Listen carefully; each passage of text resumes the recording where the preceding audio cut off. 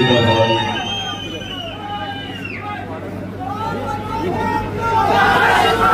हिंदुस्थानचा आराध्य दैवत छत्रपती शिवाजी महाराज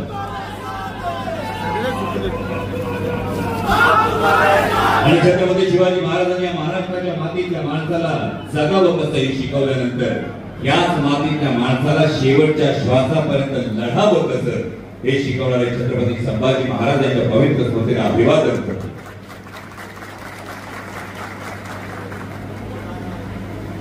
आज खरंतर कपाललिंगेश्वराच्या या भूमीमध्ये बोलत असताना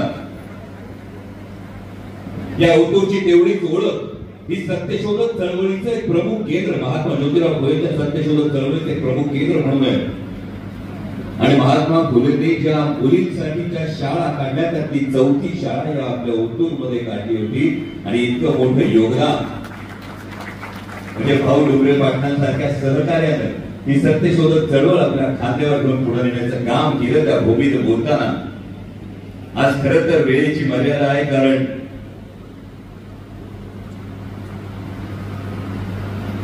पुढे पुन्हा हेलिकॉप्टरचं टेक ऑफ आणि सभांच्या या सगळ्या धामधुमीमध्ये धावत असताना अनेक व्यासपीठावरचे सगळेच जे मान्यवर या सभेसाठी